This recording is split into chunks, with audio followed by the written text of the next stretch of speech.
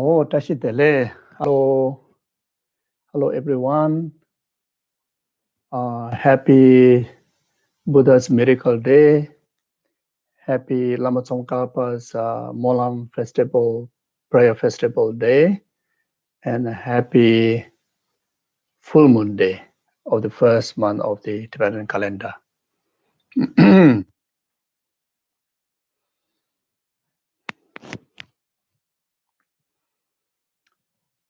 Yeah, so today I'm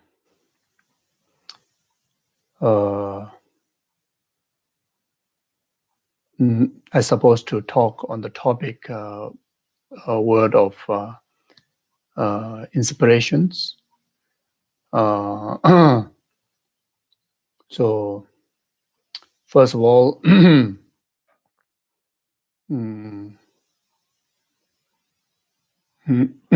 today being the special day of Buddha's major deeds, one of the major deeds, the deeds of the Buddha's miracle, and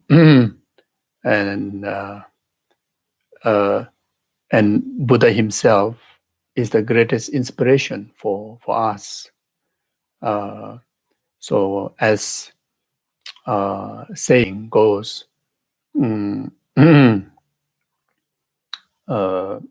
the biography or the story or the deeds of the past Buddhas are the practice or the guideline to the disciple to follow or the students to follow.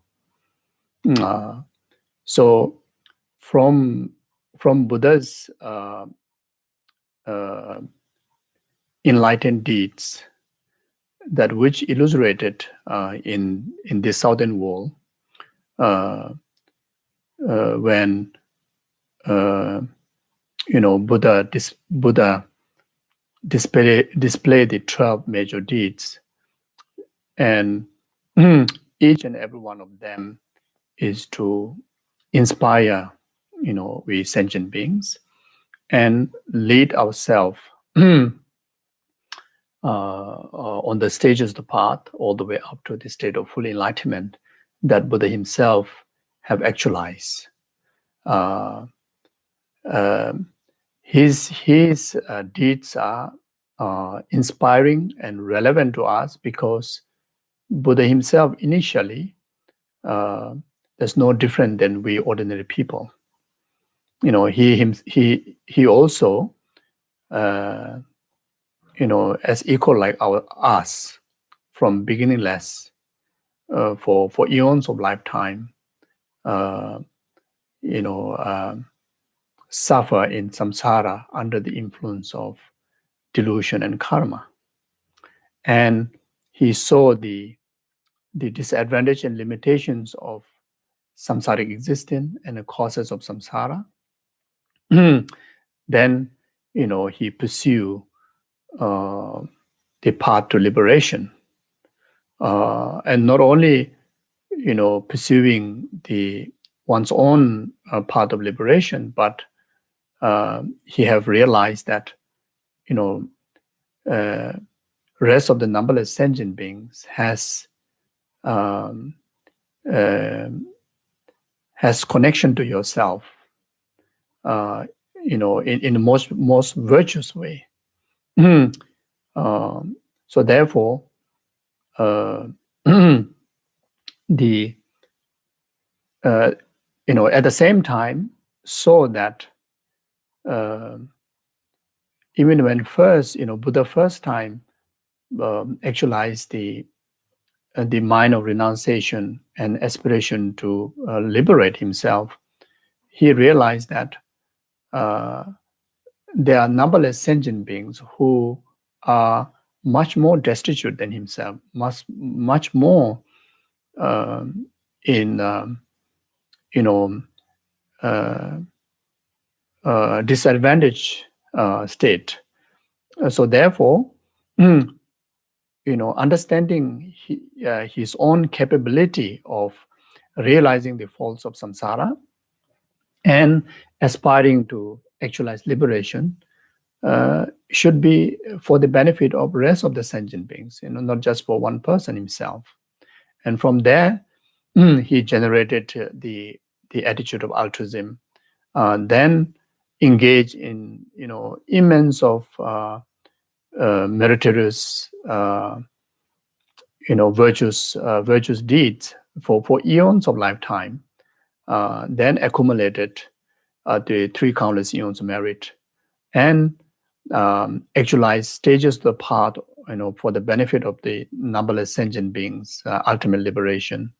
Then he have actualized the state of full enlightenment for the benefit of numberless sentient beings. So in short, from the very beginning, the aspirations of altruism he have actualized for the benefit of numberless sentient beings. In the middle, to engage in great conduct of virtuous deeds are for the benefit of numberless sentient beings. Even the end result, when he have actualized state of full liberation, which are totally in dedications of the benefit of numberless sentient beings. So, so therefore, that itself is the inspiration to us. That itself is the example that Buddha have showed to us. How to guide our life.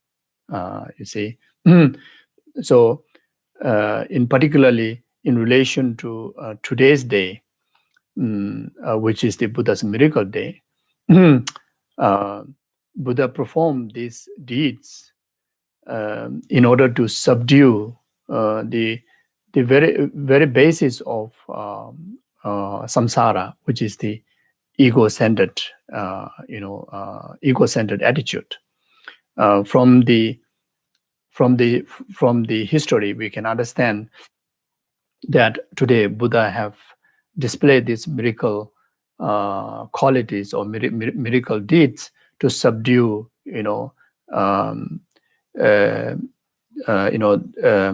the others field teacher there who carry great sense of ego, and that is very much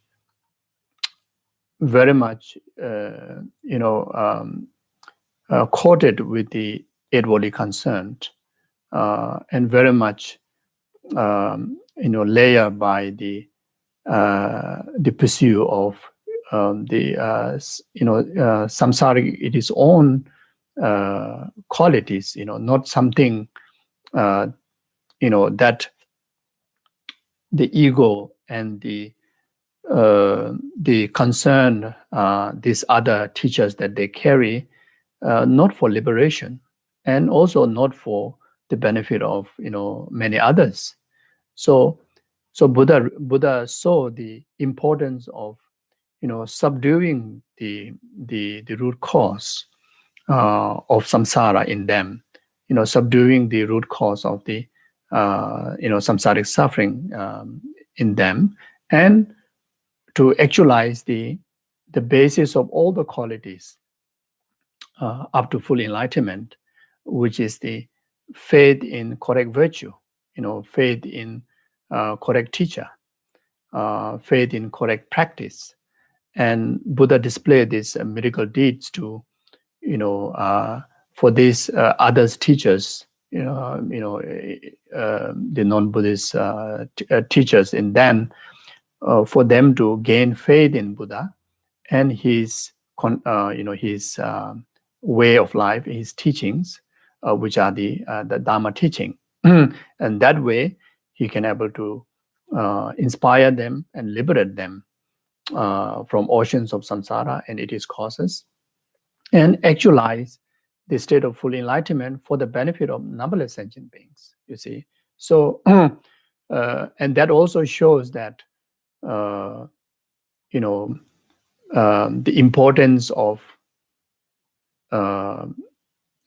for us to have a stable faith in the correct path, and also for us to understand the root cause of the samsara and the sufferings are very much the ego-centered grasping attitude. You see, so so from there, these days have celebrated, regarded, and blessed as very important days, which has the blessing of any virtues we accumulate, multiplied 100 million times.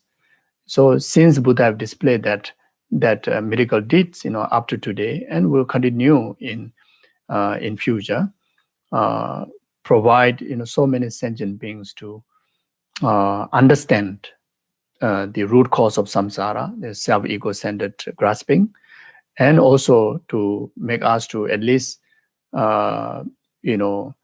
our own best effort to find every single ways to overcome that by engaging in the Dharma instruction that Buddha have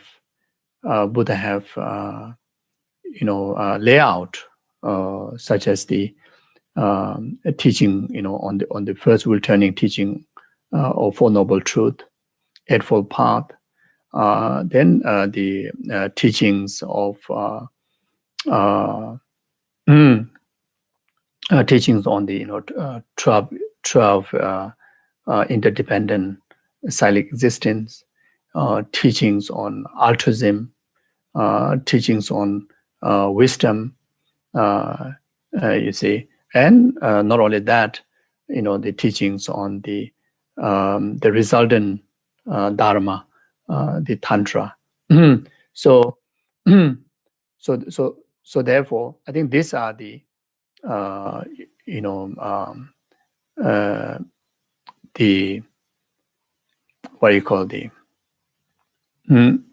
inspirational events that affects our spiritual pursuit. So you see, so therefore, as long as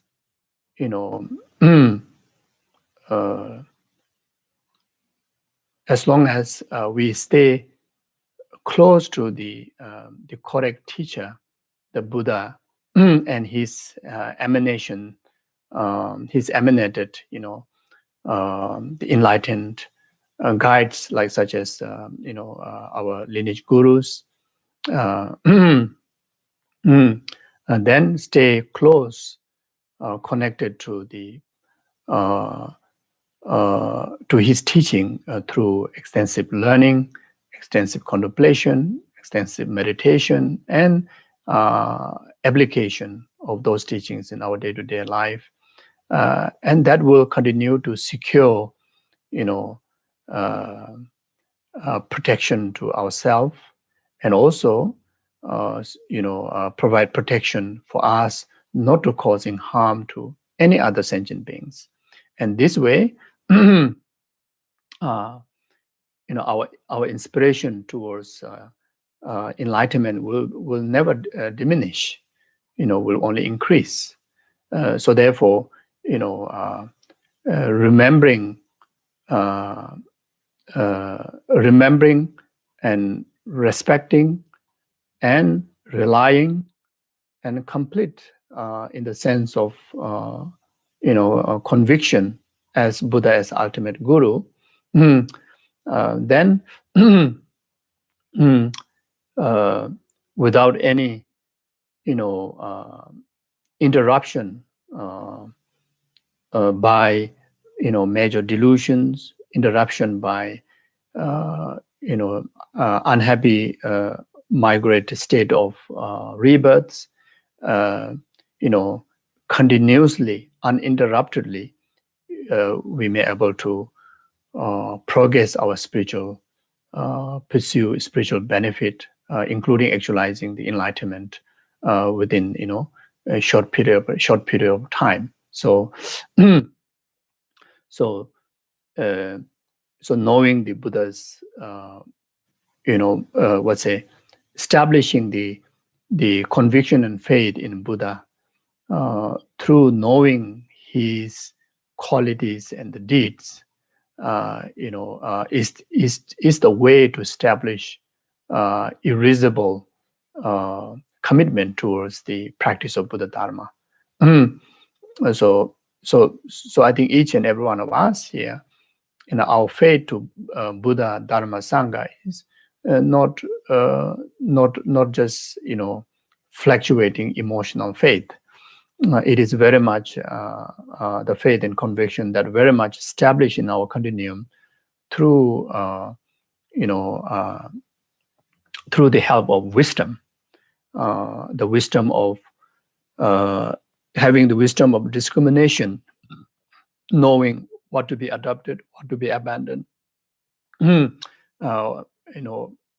Dharma to be adopted, virtues to be adopted, the worldly concern to be discarded, abandoned. Worldly dharmas are to be abandoned, discarded. You see, so so having this, discriminating wisdom, what to be adopted and what to be abandoned, make our faith and conviction in following of Buddha's teaching able to gain full confidence that ever lifetime that we will be not separated from Buddha's teaching. And knowing this, I think, is very inspiring. Knowing this give us immense of assurance and comfort, and at the same time make us have even more diligent and effort in the pursuit of the Dharma practices. Yeah.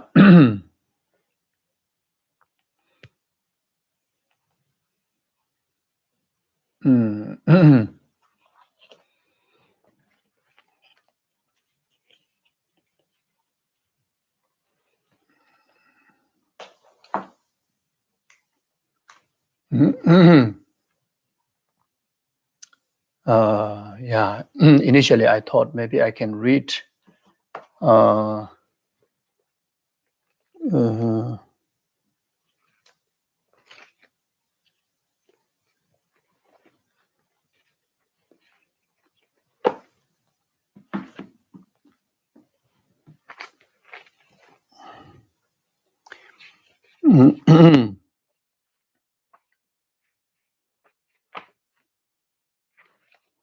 So you see, even though the samsaric life that we go through, it is very challenging and a lot of distractions. But then again, when we look into Buddha's past lifetimes, biographies and stories, that Buddha also, took many different type of life, but continuously, whatever life he have taken, but then the altruistic aspirations never, diminish, and continues,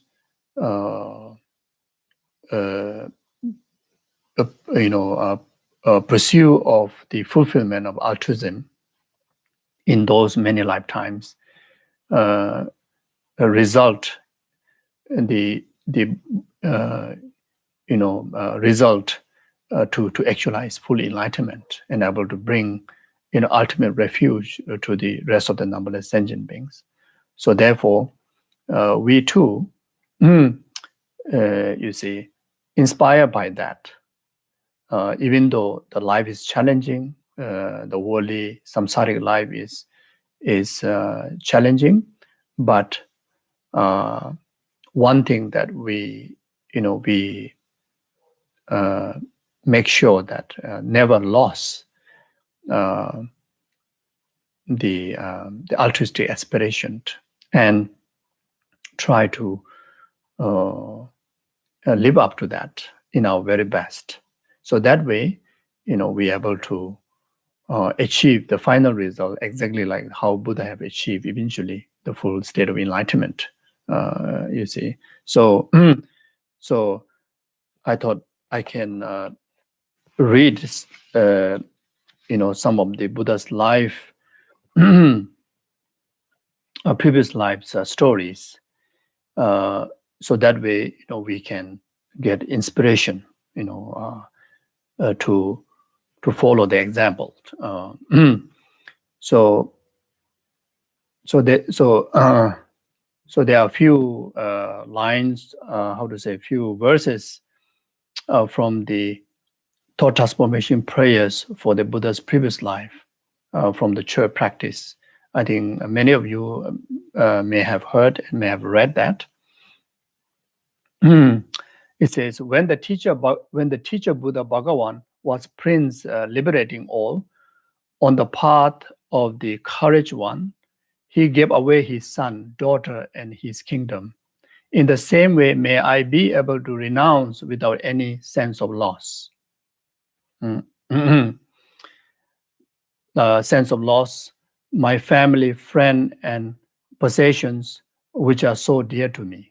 You see, so we too, try our very best to have less centered, and try our best to, share the things that what we have, our resources, our merits, to as many beings as possible. Then, when he was king, great courage, he fed the tigers with his own flesh. In the same way, may I be able to joyfully give this cherishing illusory body to the horse of Pishacha. When he was prince, might of love, he fed the yakshas with his own blood. In the same way, may I be able to give with compassion the warm blood of my heart, and so difficult to cut, to the blood drinkers. So these are, of course, Buddha went through even such extent practice of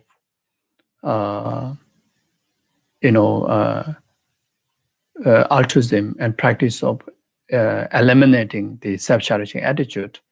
Of course, we individuals, in ordinary people, not ready up to that extent, but at least in our thought, we can still have, we can still generate that when times comes, with the ability to act exactly like this, the prince might of love, I may too able to do so, and at least start to cultivate from now.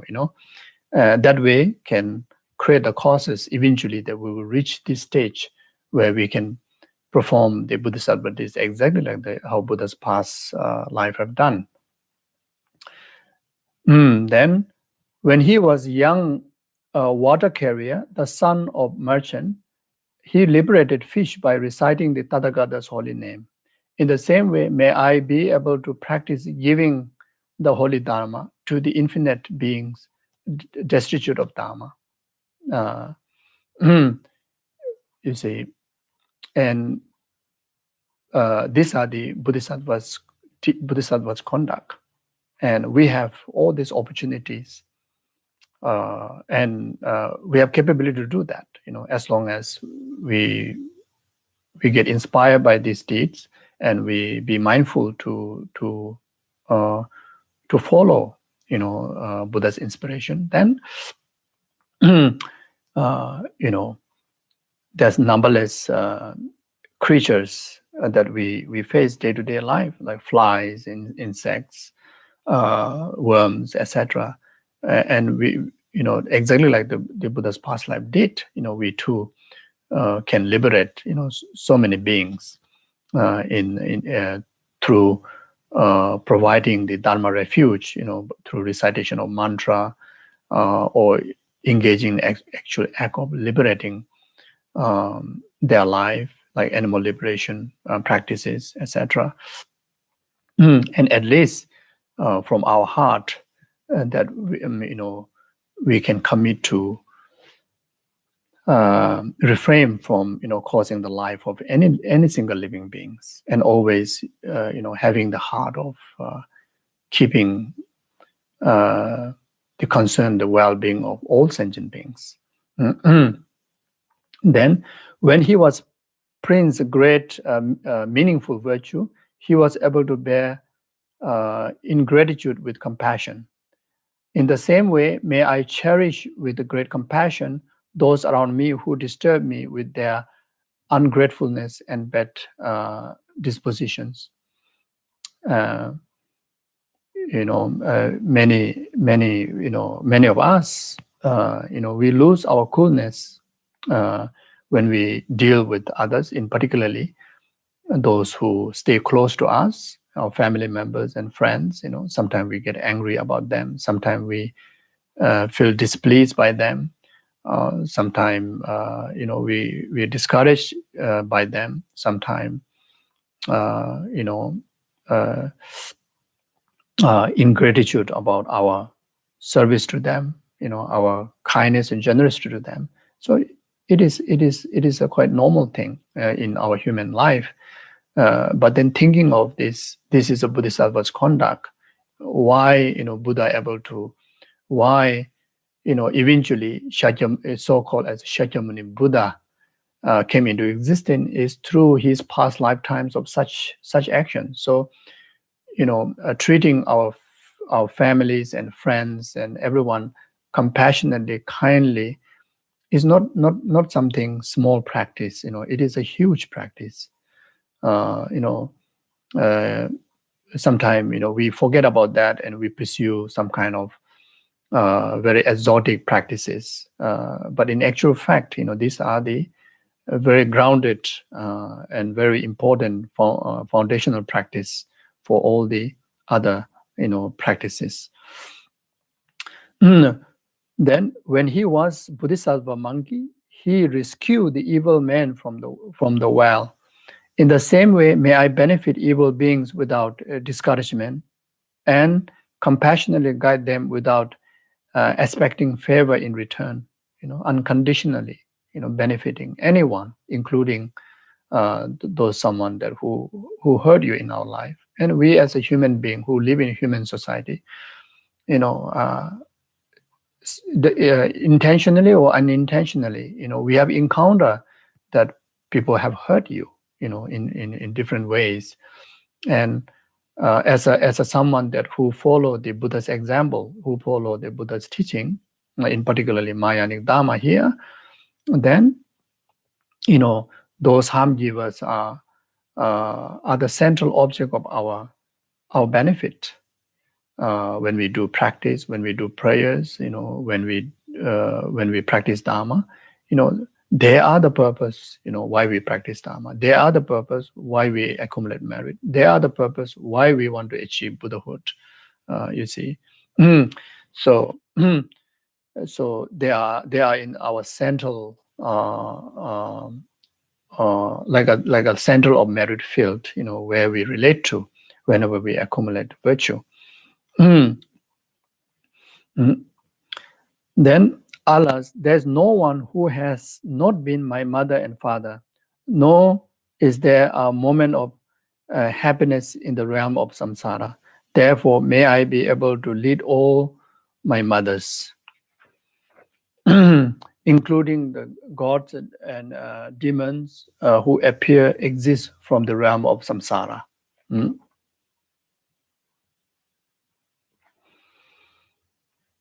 And then I will read a few verses from the prayers to become like the Buddha in his past life.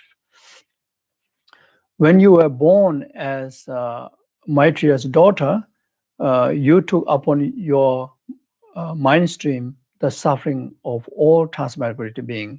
Likewise, may all sentient beings suffering without exception ripen upon myself, and ripen upon my self-cherishing. So extensive tolerant practices. These are the attitude of the Buddhas, attitude of the Bodhisattvas. attitude of our gurus. So these are the inspiring attitude that we can inspire to cultivate. As long as our self-cherishing is not purified, reduce, eliminate, then the suffering does not end. And also we won't able to accumulate vast merit to no question about benefiting numberless sentient beings, but even for one's own benefit won't be accomplished. Yeah. When you were born in the vast depth of hell, you generated the mind that cuts off the door to rebirth in the lower realm. Likewise, may all negative karma and the suffering of transmigratory beings without exception ripen upon me, and then may the lower realm become empty. See, so Buddha's previous life, even when he was hell being, he generated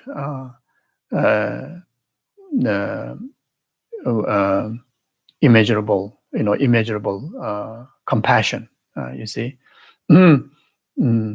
so and that lead him to actualize higher rebirth in the God realm, and then able to have all the conducive causes to actualize the emanation body of the enlightened one. You see, and just a single moment of the thought of immeasurable thought of compassion, even in the hell realm, help him to close the door to be born in the lower realms. And not only that, he become the Buddha, that he become the savior of all the sentient beings, including the sentient being in the lower realm. You see, so when we understand this, is how inspiring it is, and if we compare to ourselves, our position is far more better than hell being. You see, and we have all the conducive conditions to cultivate altruism, all the conducive conditions. So, while having all these conducive conditions, if we don't cultivate altruism, then, we ourselves being so full to tie ourselves in the silent existence, and not only lose the great opportunity to actualize enlightenment within this lifetime, but we also make ourselves in the position to tie ourselves back in the samsara, not like the Bodhisattva, the great-hearted, that he unchained that his rebirth in the three lower realm, and he actualized the benefit of all that like all the wisdoms of the Buddha, qualities of Buddha to liberate all sentient beings. So if sentient being that who able to cultivate the immeasurable compassion in the hell realm, then this is so inspiring that we as a human being definitely to be able to do so.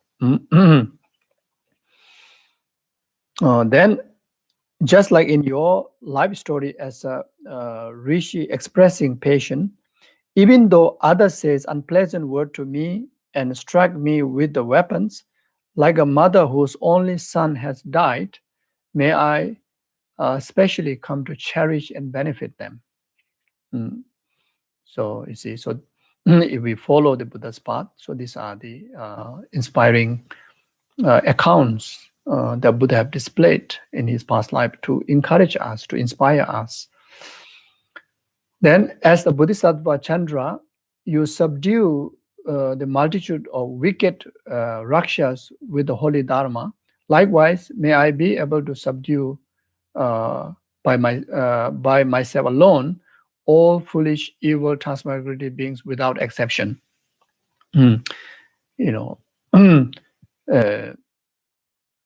as a Mayani practitioner, follow the Bodhisattva's path, and such courage that we also need to carry. You see, and that way that we are able to, become Bodhisattva. That way we are able to actually, eventually become Buddha. Then, as a prince, meritorious power, you satisfied countless transmigratory beings with the flesh of your body. Likewise, may my body, in every possible way, also become a means of living for all transmigratory beings. Even though we are living in samsara, how much we will live, but most importantly, we are able to dedicate every single moment of our life for the benefit of numberless sentient beings, then that is most meaningful, and that is the Bodhisattva's way, and that is the most powerful way to purify our karma and most powerful way to accumulate merit. Like many of you have attended His Holiness the Dalai Lama's teaching this morning, the very much essence of the Dharma is the cultivation of the altruistic wisdom and the altruistic attitude, the bodhicitta.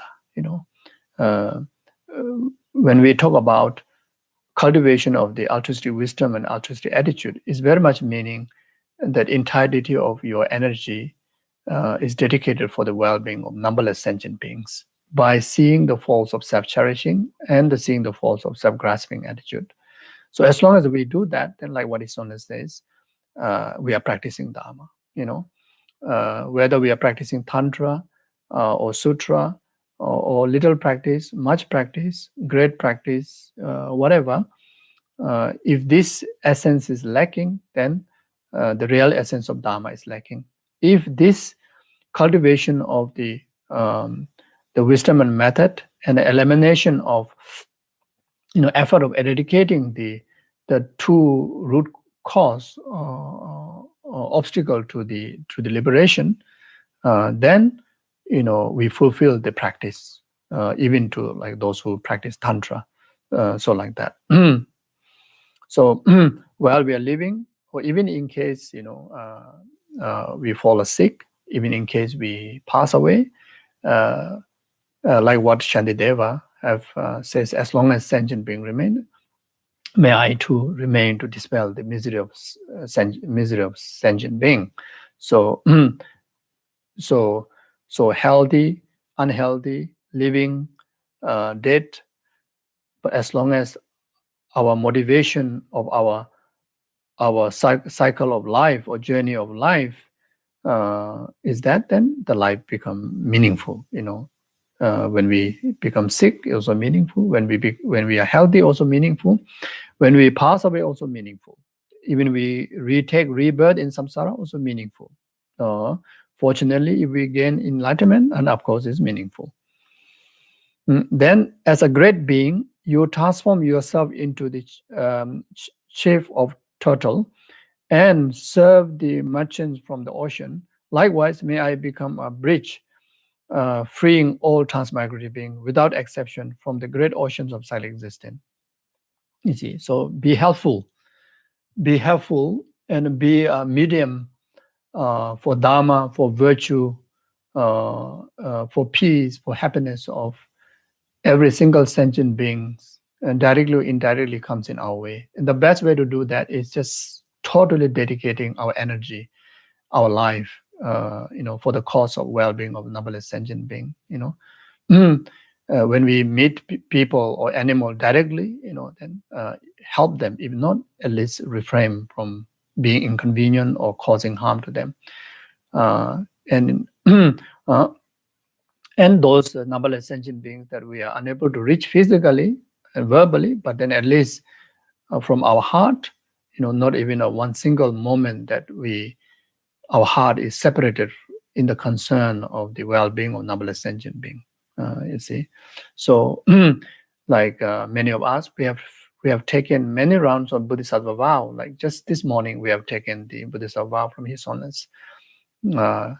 And like what His Holiness says, that His Holiness refresh his vow again and again, again and again, almost every day, he said, So, yes, he refresh every day like that. So we too, refresh the Bodhisattva vows and never be separated from the Bodhisattva's attitude, the altruistic attitude. Then, when you were born as a chief of rabbit, you skillfully ripened countless transmigratory beings. Likewise, may all who see, hear, remember, and touch me, without exception, be placed on the ripening of liberated path. This is one of very important attitude of the Bodhisattvas, like which emphasized very clearly by Shantideva, like Nagarjuna, and like His Holiness Dalai Lama, like Kyabje Lama Zopa Rinpoche, all the time, they have this attitude. Whoever come in contact with them, whatever way, virtually or non-virtually, you become the cause of their happiness. You become the cause and condition of their liberation, their enlightenment. So, so these are the example that our gurus have followed past bodhisattvas, bodhisattvas deeds, like what it says here.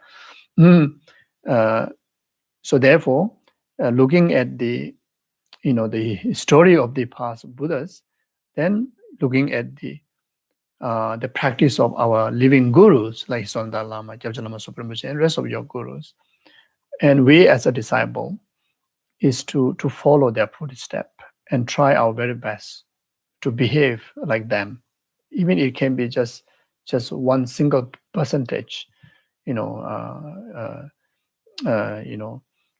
still put full effort to follow, in the full effort to follow, the way how they think, like an example, like His Holiness Dalai Lama, like Kyabje Lama Zopa Rinpoche, like your gurus, even though like person like me, my heart can be very harsh and very hard, like a solid stone, stubborn, very self-centered, self-grasping, self-cherishing, filled with that. But then learn, every single day, put effort, the purpose of doing meditation, purpose of learning, purpose of contemplating, purpose of like study, purpose of reading books, purpose of chanting mantra, purpose of staying in the staying as a monk, purpose of wearing the robes, purpose of cutting hair, purpose of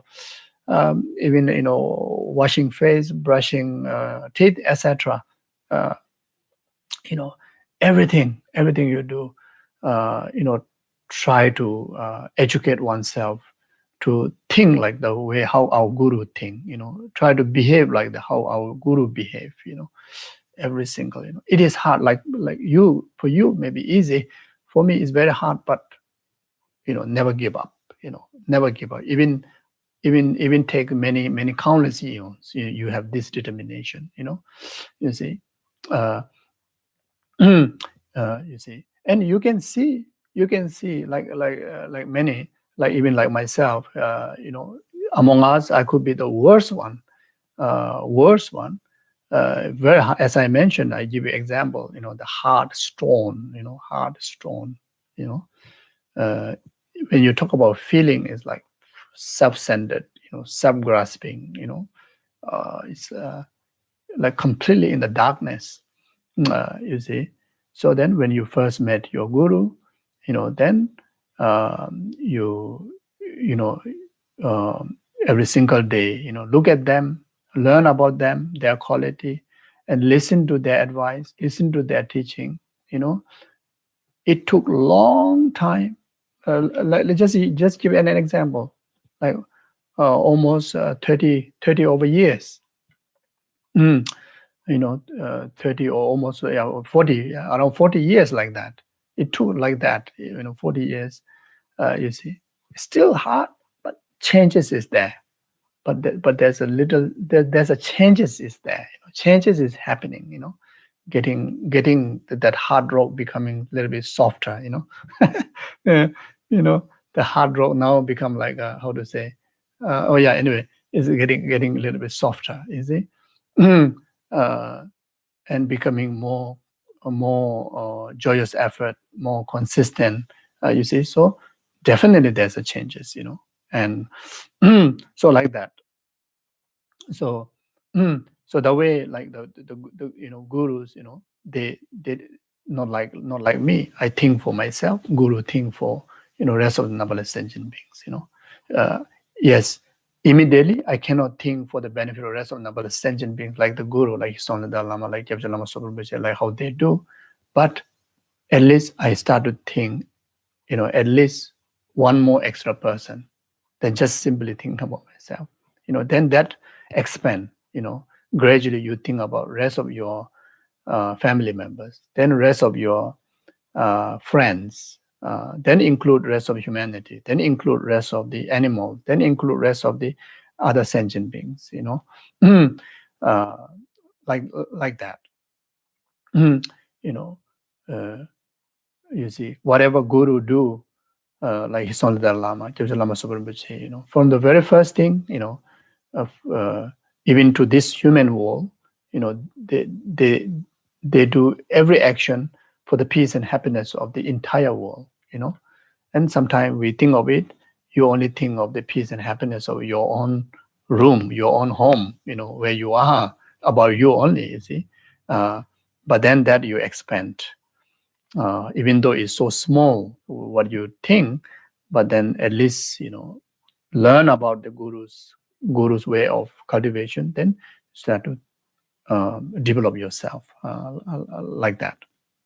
And one of very powerful training to our mind, our attitude, to have a big thinking is, you know, this like the uh, like one of the, you know, Buddha's previous lifetime when born as a chip of rabbit. You skillfully ripen countless times my created beings. Likewise may I, who see, hear, remember, and touch me, without exception, to bless on the ripening of the liberated path.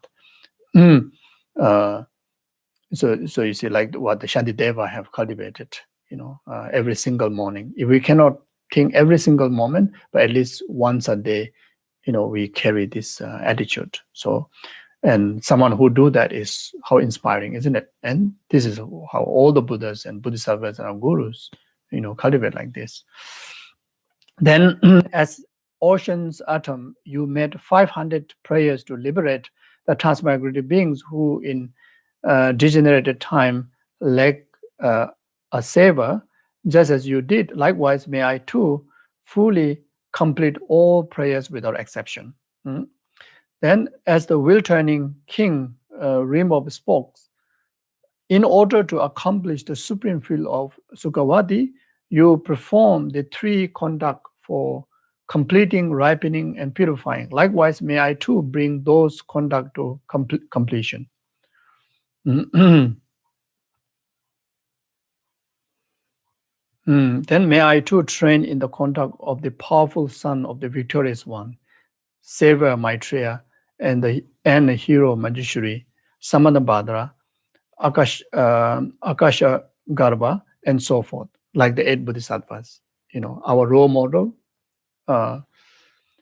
you know, to train in the Bodhisattva's way is this Bodhisattvas, the Bodhisattva Chenrezig, Bodhisattva Manjushri, Bodhisattva Maitreya, etc. You see, then our immediate role model to train in Bodhisattva's way is our gurus. You know, our gurus, who show us the living example. You know, by living among us, but living in the Bodhisattva's conduct. You know, like when we think of His Holiness the Dalia Lama, since little boy, entirety of his life dedicated for the well-being of numberless sentient beings. You know, every single word that he speak for the benefit of numberless sentient beings. You know, every single conduct that he behave for the benefit of numberless sentient beings. You know, and no question about what he cultivates. And when you think of like Kyabje Lama Zopa Rinpoche, since very little child, up to today, every single word is for numberless sentient beings. Every single conduct is for the benefit of numberless sentient beings. Then no question about how cultivate in the heart. You see, completely, fully perfected altruism. You can see from Rinpoche's, like his honest conduct, that absolutely selfless, absolutely lacking of grasping in anything. You see, it's so inspiring, so inspiring. So as I mentioned before, even we can do one little tiny, like them, it is a great meaning, great meaning of life, like that. So then,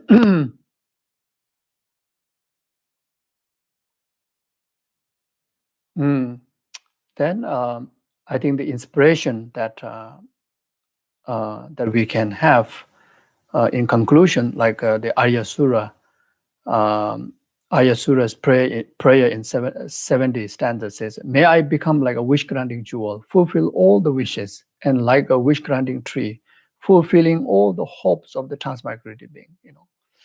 So inspiring, so amazing, isn't it? If we cannot live in this fully matured attitude all the time, but at least in the motivation in the beginning of the day, each day, able to have this kind of dedication, it would be so beneficial. And like the Nagarjuna and Shantidevas in Bodhisattvacharya, like what it says, like the four great elements, the earth and so forth, like the sky, may I always be a means of living in every way for the innumerable sentient beings. Likewise, may I be a means of living at all times in all ways for the realms of sentient beings, equaling the extent of space until they all attain the sorrowless state.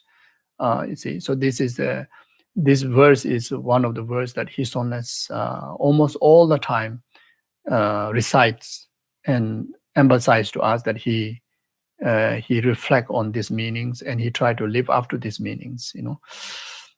So these are so inspiring. It's like a conclusion of the entire Bodhisattva's way of cultivation. In this verse. and living guru like His Holiness the Lama, live daily life in this way, in this attitude, and illustrate the action of body and speech according with keeping this in heart. You see, again, as I mentioned before, even in a motivational level, or even just once a day, if we're able to remember and cultivate the meaning like this, would be so meaningful. Like what Shantideva says again, for the sake of accomplishing the true purposes of all sentient beings, without any sense of loss or concern, I give away my body, and likewise my enjoyment, such as food and clothing, and even all my virtues accumulate over 3 times. You see, if we can able to have this attitude all the time, best. If not, at least when we perform any virtue, any good deeds, at the end, we dedicate like that. Or at least like the earlier, like what Nagarjuna have said and what Shantideva have said, the earlier 2 verses, set as that as a motivation. Then this, the Shantideva's word from Bodhisattvacharya, set as a dedication, at least once a day before go to bed. Dedicate in entirety of your life of today, for this sake, and of course the virtues and everything, dedicate that way. It's so fulfilling, so meaningful. Then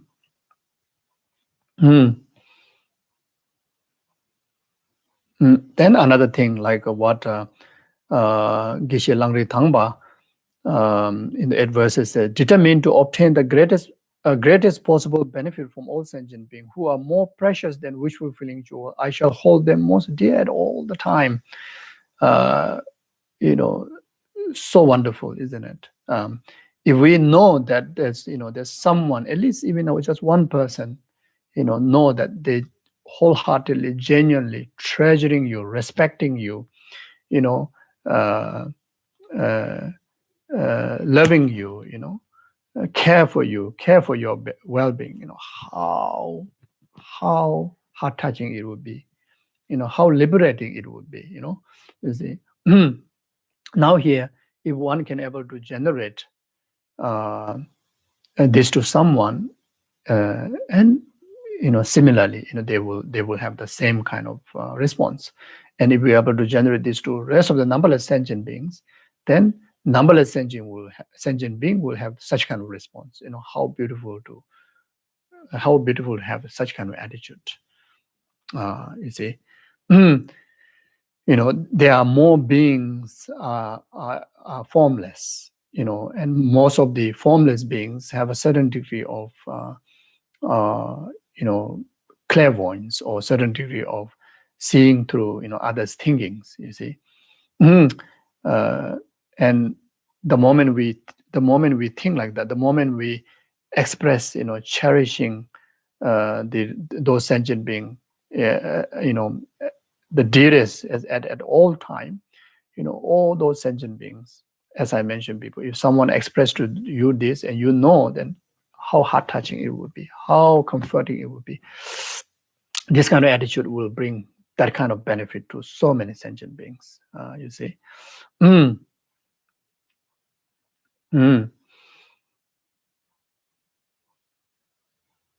Mm. So like that. Oh. Mm. Yeah, though maybe something like that.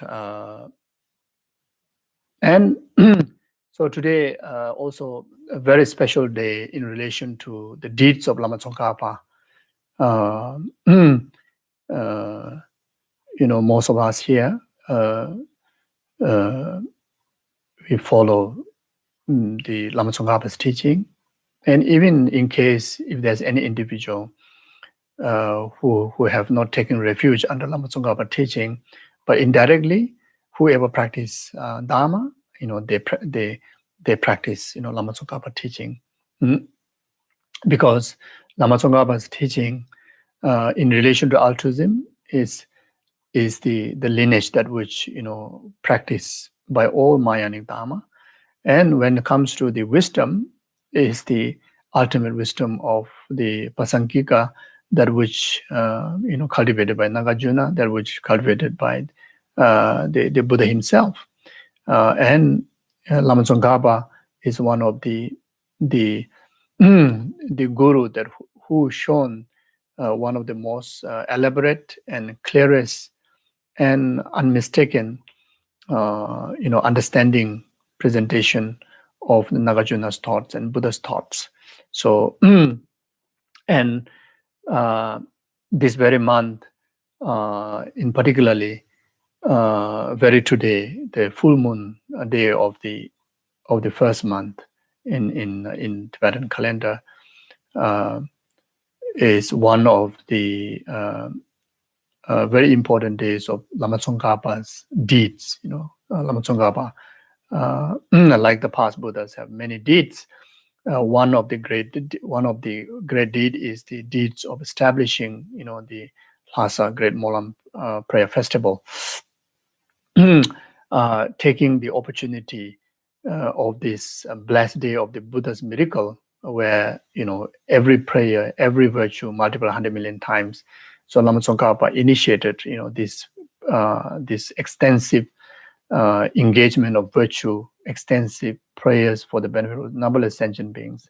So that marks, very important, many days of prayers, and on the 15th is the conclusion, the dedication conclusion day of the extensive prayers.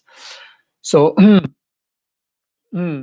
so as a follower of Lama Tsongkhapa, then Lama Tsongkhapa, is one of one of closest inspiration to each and every one of us through his, through his life, through his achievement in spiritual practice.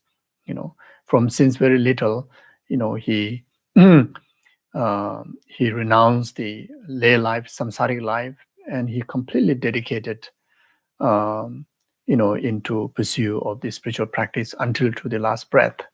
And he have actualized, full enlightenment within one very lifetime. So how inspiring it is. You see. So, so something that which we can take in relation to get inspired by Lama Tsongkhapa's life and Lama Tsongkhapa's deeds is through this verse. At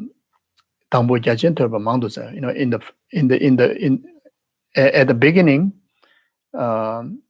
engage in extensive learning, thorough learning, thorough and complete extensive learning in Buddha's teaching.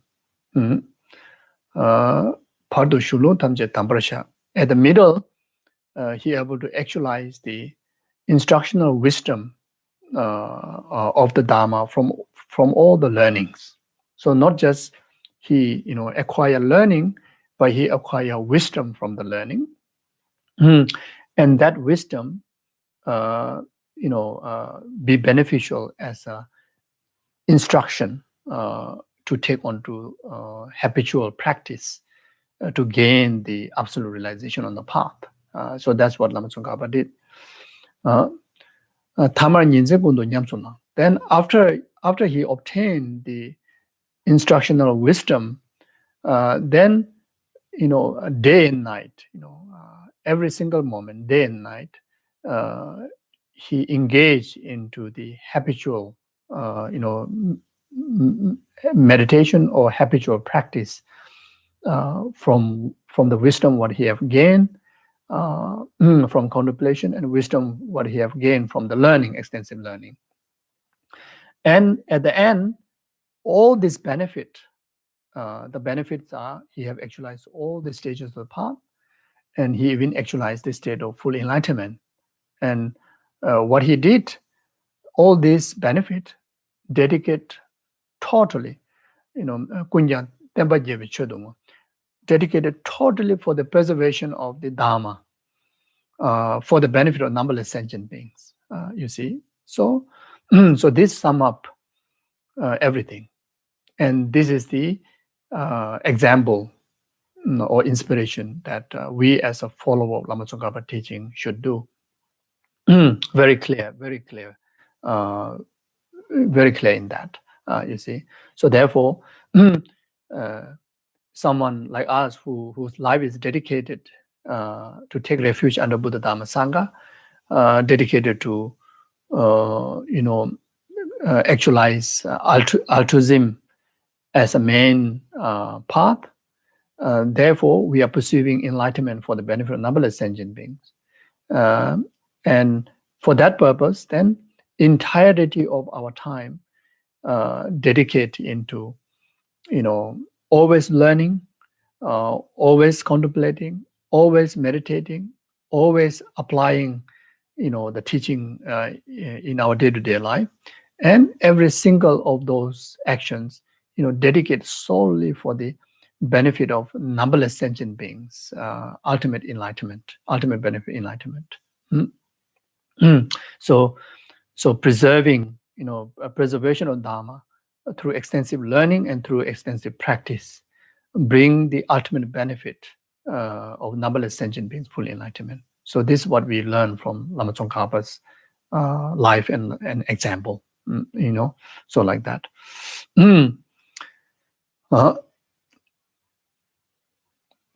So you see, so as a ordinary person like me, and many of you, maybe not many, but maybe some of you are like me, completely distracted, completely, completely distracted in samsara, restlessly wandering in samsara. So much distraction. Then we really need guru. We really need,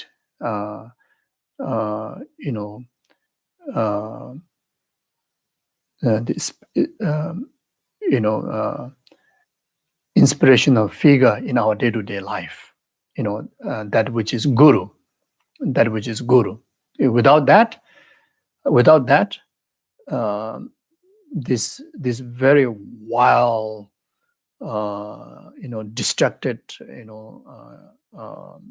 childish, superordinary in samsara like me cannot be tamed, cannot keep track, focus on the path. And that way, it will bring immense of obstacle and delay to the spiritual realization. So only one, figure that who can lead us steadily, make us divert from the distraction and being wildness in samsara is the guru. So Lama Tsongkhapa said in the Songs of Experience, he said like that: rely correctly and with effort in thoughts and action on the holy spiritual friend, the teacher of the path, and the foundation perfectly bringing auspiciousness for all the excellent collections of this and future lives. Having seen this, do not give him up even at the cost of your life, and please him with the offerings of practice, just as he instruct. I, a yogic, practice like this. You who desire liberation should do likewise. The amazing Lama Tsongkhapa, the one, who achieved, who able to dedicate without single moment of distraction entire his life, without having slightest of transgression on his precepts, starting from refuge all the way to the fully ordination Sangha vow and the precepts of the Buddhist vows and Tantric vows. Without any interruption, the progress was so steady, and when the conventional life came to end, is already fully ripened time of actualizing Dharmakaya within. And that success, that one lifetime enlightenment was due to his guru,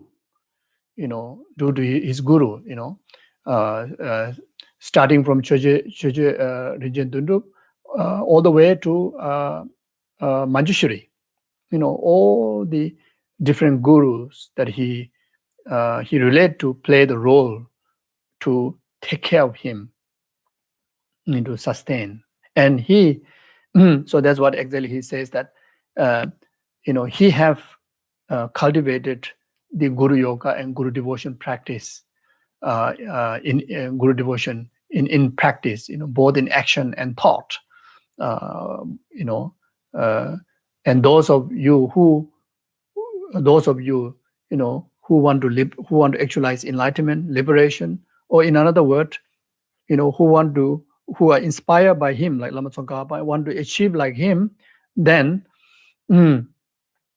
should do exactly like what he did. Should do exactly like what he did. You see.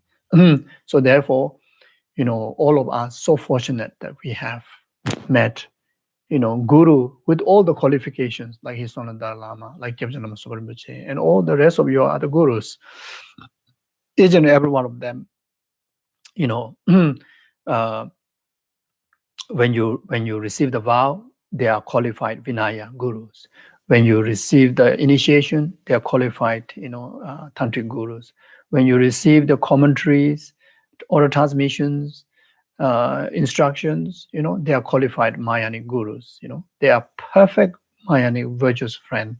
The only thing now left is for us to total reliance and strictly following the advice and pleasing them through our practice, through our practice, meaning our heart never being separated from Dharma.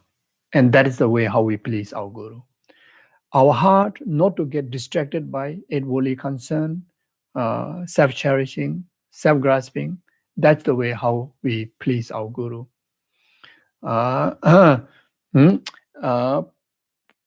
Always learning the Dharma, always learning the Dharma. This is the way how we please our Guru. Always inseparably being contemplation of Dharma is the way how we pleasing our Guru. Always bringing habitual applications of whatever Dharma that we learn through Tantra, we learn through sutras, we learn through instructions. Everything, don't live separate, like the book on the altar and you separate. Not like that. Always oneness as a part of yourself is the best way to please our Guru. To serve our Guru. What it means by offering service both in thought and action. This is what it meant. So if we're able to do that, then we achieve what Lama Tsongkhapa said, and that makes confident about our life, confident about our future lifetimes, confident about our enlightenment, and we will gain much respect, much happiness, much fulfillment about our life. And that is the basis or the source or the condition or the way how to be happy, how to make ourselves genuinely, correctly taking care of ourselves and making ourselves happy. And this naturally bring, this naturally take care of the rest of the other sentient beings. This naturally, contribute to the peace and happiness of all other beings. And this is the best contribution that we can offer for the world peace. For the world peace, for the peace and happiness of all sentient beings, including peace and happiness of yourself, like that.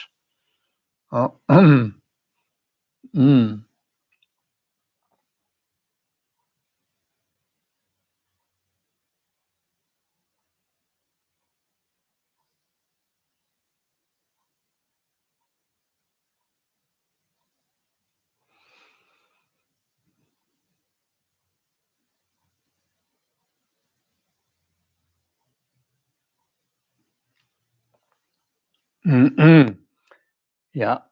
So then our immediate inspiration, as I mentioned, His Holiness the Dalai Lama. That can be summed up like this. May the nectar stream of the blessing of the lotus holder always enter our heart and nourish them with the strength. May we please you with offerings of dedicated practice, as I mentioned before, all the practice, and may we reach beyond the shore of perfect compassionate deeds.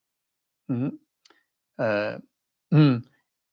see, Lama Tsongkhapa advised in his songs of experience how to please the Guru, and that is the way to bring about the success of our spiritual goal.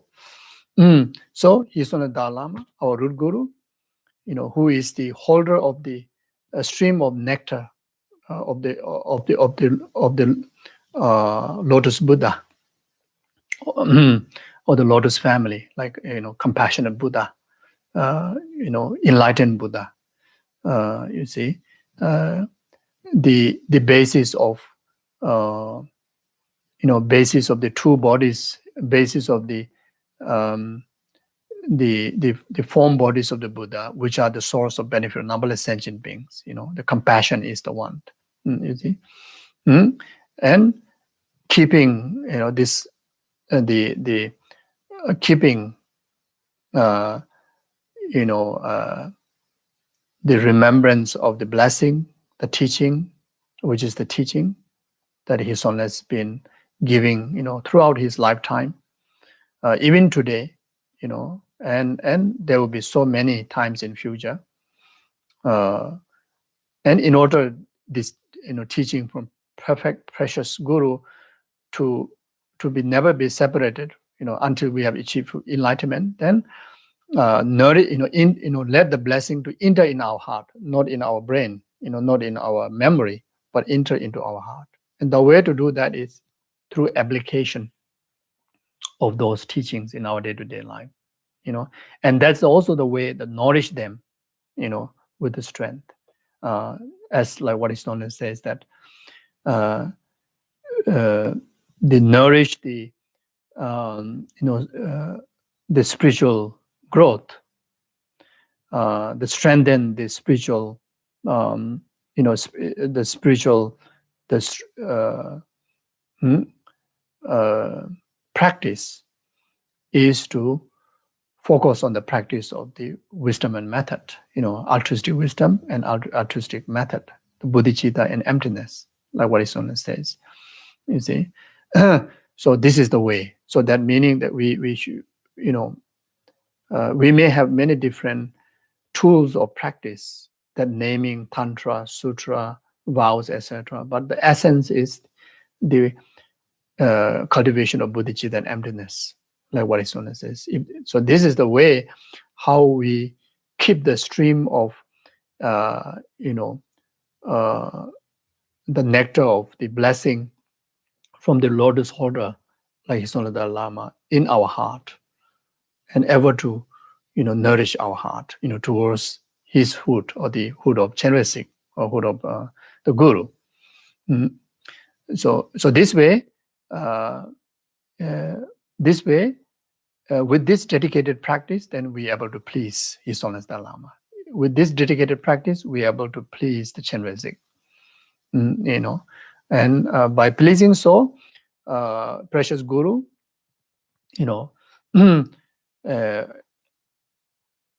we accumulate the two accumulation of merit, fastest and greatest, you see.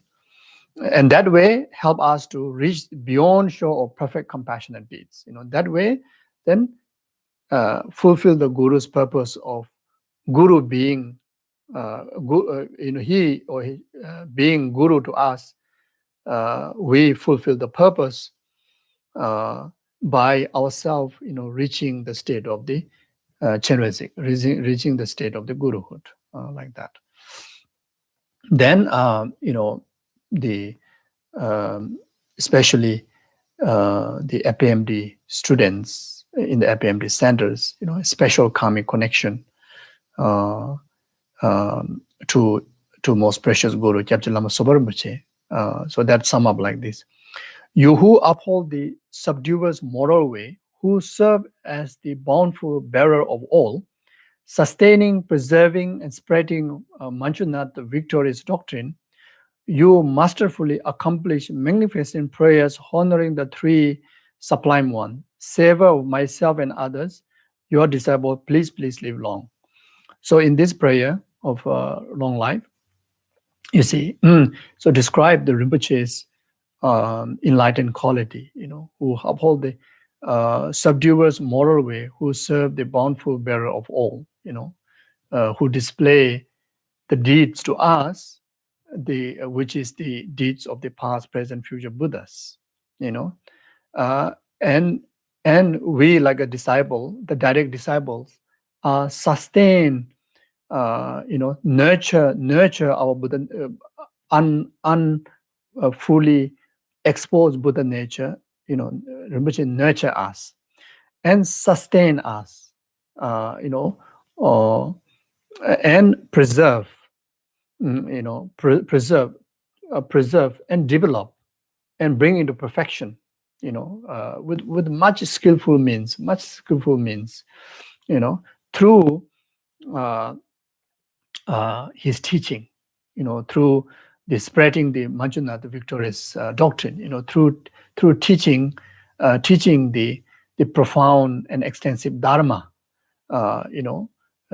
even today, for whole through our lifetime, we have received, numberless times of teachings, and numberless words, numberless instructions, numberless homeworks, etc. And will continue to teach us. Then, we as long as we serve the Guru with what exactly what Lama Tsongkhapa said, with the thought and action in practice, then we will be never separated until we have actualized the Guruhood and the Buddhahood. You see, uh, mm, the Guru or the Masterhood, or uh, who himself, masterfully accomplished the magnificent prayers honoring the three sublime ones, who have actualized already the resultant refuge, the Buddha Dhamma, Sangha, the Buddha. You see, uh, mm, mm. So therefore, then, while we have this precious human, precious special karmic affinity that we have, each and every one of us have, we create the cause and condition from our side, the dependent cause and condition from our side, keeping Rinpoche's advice, Rinpoche's teachings, Rinpoche's way of thinking, Rinpoche's way of helping others, Rinpoche's way of like running organizations or doing projects, the advices, the teaching that what we receive, each and every one of us that who have a special karmic connection to follow exactly like how Rinpoche cultivate. Then there won't be any faults, there won't be any obstacle, there won't be any difficulty. If we don't follow exactly what Rinpoche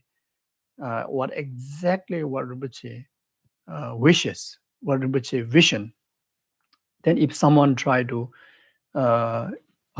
modify it, then so much obstacle, either yourself or either someone else, modify the Guru's vision, Guru's words, Guru's advice, Guru's inspiration, then one's personal level in his spiritual practice, so much obstacle.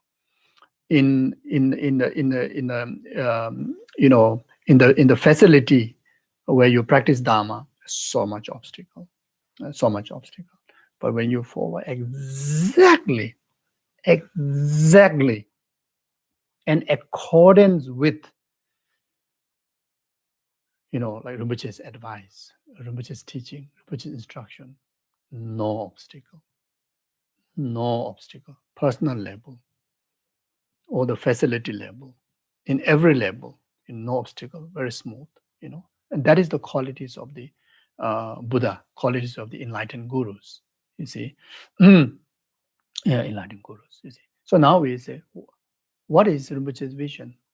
What is Rinpoche's advice? We don't need, one single particular note to each person. Whatever he teaches, now all the teachings are available in writings and in audio, all those are Rinpoche's vision. All those are what Rinpoche want us to practice, what Rinpoche want us to do things. Everything is a byproduct of our thinking, our mind, isn't it? So first we have to correct the mind, isn't it? So if we want to make things all good, all successful, all like the Buddha's way, Bodhisattva's way, exactly the Rinpoche's way, then the teaching, every single word that you read, just reading one of his book is good enough to know exactly how Rinpoche thinks, how exactly he thinks, how exactly he vision. It's not difficult to understand. It's not difficult to understand. The words that Rinpoche's teachings, the words are so detailed. There's no need to dig the word and interpret, give a commentary. It's so detailed and so loud there, you see. So you see, then, as I mentioned, personal level, organizational level, project level, everything is like, everything will be actualized. everything will be actualized. You see, if we did follow exactly what Buddha have taught, if every single sentient being have followed exactly what Buddha have taught, there won't be even one single sentient being remaining in samsara by now. Including ourselves. Why is still in samsara? Because we didn't follow exactly what Buddha have taught. Even he taught 84,000 teaching. Even the Nagarjunas, like Lama Tsongkhapas, our gurus have helped to, make it easy for us to understand. But we still modify it. We still, dilute by our own ideas. We insert our own convenience. And then still claim I practice Buddha Dharma, I follow Buddha's teaching. Actually we are lying. We follow our own way. Actually, we are still following. From beginningless lifetime up to today, we follow our own way. That's why we are still in samsara. Buddha follow the enlightened wisdom. He have achieved enlightenment. Gurus follow enlightened wisdom. They have achieved the Buddhahood. You see. We like me, still in samsara. I already described my quality of how concrete samsaric person I am. Is because of didn't follow Buddha's teaching exactly. So didn't follow Guru's teaching exactly. We follow our own way. You see, then so much obstacle. Every way obstacle. Whatever we do, there's obstacle like that. You see. Everywhere, like plenty of obstacle, you see. So this is what you see. So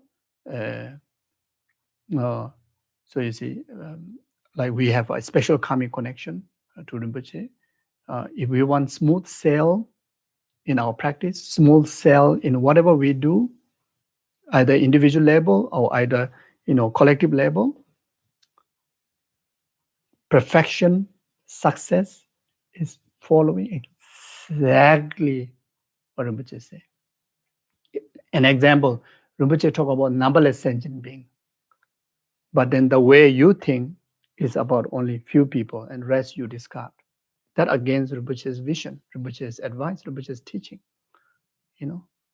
Rinpoche talk about benefiting 1,000 people, and if you think about only benefiting 10 people, that contradict with Rinpoche's vision, that contradict with Rinpoche's teaching, Rinpoche's advice.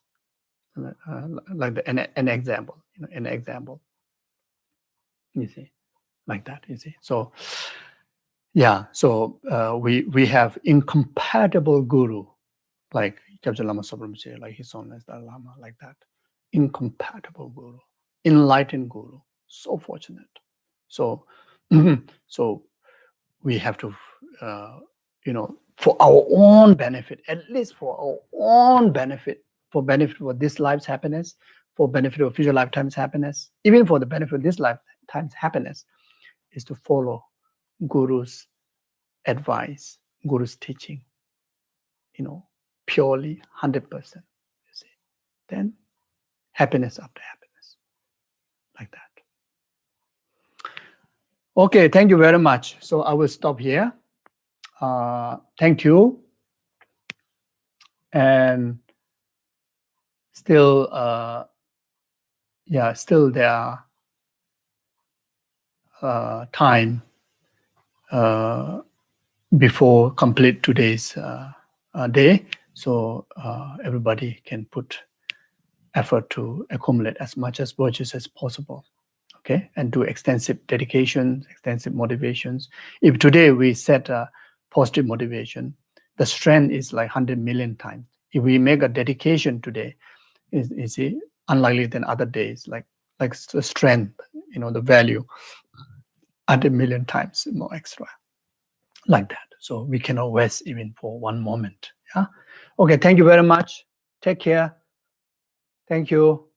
If I say anything wrong, anything not nice to hear, then please forgive me. I try my best to be, as precise, as straightforward as possible. Okay. Thank you very much. Take care. Bye-bye.